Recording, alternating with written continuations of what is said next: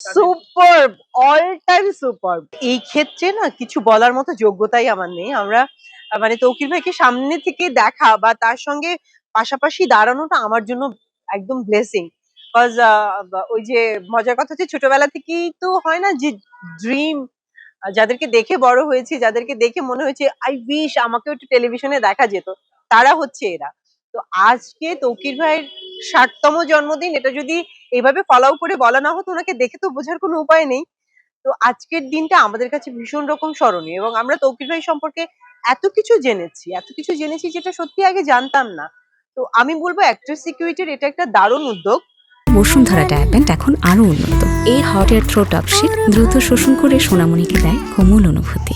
যে একজন শিল্পীকে এভাবেও প্রেজেন্ট করা যায়, তার কর্মজীবনকে এভাবেও মূল্যায়ন করা যায়, এবং এই ধারা অব্যাহত থাকলে আমরা শিল্পীরাই শিল্পীদের সম্মান ফিরিয়ে আনতে পারবো। তাদের অবদান অনস্বীকার্য। আজকে বাংলাদেশে যে অ্যাক্টরেস সিকিউরিটি নামে একটা প্রতিষ্ঠান হয়েছে, আপনারা বোধহয় সবাই জানেন, আপনি জানেন নিশ্চয়ই যে সেটার প্রতিষ্ঠাতা সাংগঠনিক সম্পাদক কিন্তু তৌকির ভাই ছিলেন।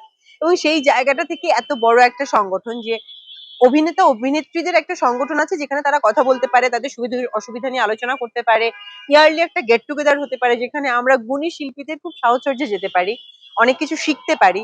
আজকে মামুনুর রশিদ স্যারের বক্তব্য শুনেছি, মাহফুজ ভাইকে খুব কাছ থেকে দেখেছি, মানে ভীষণ রকম বড় পাওয়া এটা। আর তৌকির ভাইয়ের মতো গুণী অভিনেতা, তার সম্পর্কে কিছু বলার কোনো যোগ্যতা নেই আমার। আই জাস্ট রেসপেক্ট হিম। দেখেন, এইটা ডিপেন্ড করছে কে কাকে ধারণ করছে।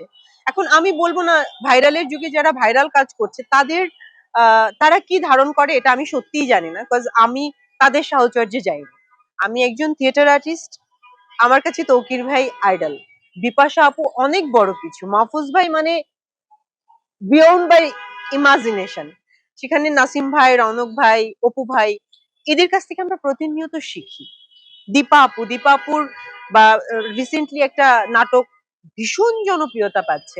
অর্থাৎ আমরা কিন্তু বলতে পারি যে আমাদের দেশের ট্রেন্ডও চেঞ্জ হচ্ছে, যেখানে সুন্দর গল্প হচ্ছে। আমরা রিসেন্টলি আরেকটা গল্প দেখেছি, রিসি সুলাইমান, শহীদুজ্জামান সেলিম, দীপা আপু, অসম্ভব সুন্দর গল্প। সো আমরা আশাবাদী তো থাকতেই পারি যে শুধু ভাইরাল না, মনের মতো গল্প, দেখার মতো গল্প আমরা পাবো। আমরা আজকে সেমিনারে সব সিনিয়র আর্টিস্টদের যারা যারা উপস্থিত ছিলেন প্রত্যেকের নাম ধরে বলাটাও খানিকটা অসম্ভব ব্যাপার। যেমন গাজী রাকায়েত স্যার যে সুন্দর করে বললেন, বা আফজাল স্যার যে সুন্দর করে বললেন, তারা যে ওয়ে অফ টকিং, আমরা তাদের কাছ থেকে কথা বলার ধরনটা শিখতে পারি। আমরা কিন্তু এত গুছিয়ে, এত রেসপেক্টফুল ওয়েতে আমার মনে হয় না আমরা কথা বলতে পারি। আমরা এখন কাজ করতে না করতে আমাদের একটা অন্যরকম কি বলে, একটা ভাব চলে আসে। কিন্তু এই মানুষগুলো এত বড় মাপের, এত কিছু জানেন, এত কিছু পড়াশোনা করেছেন, এত কিছু জানেন যে তাদের কাছে আমরা তুচ্ছ, কিচ্ছু জানি না, উই আর নাথিং।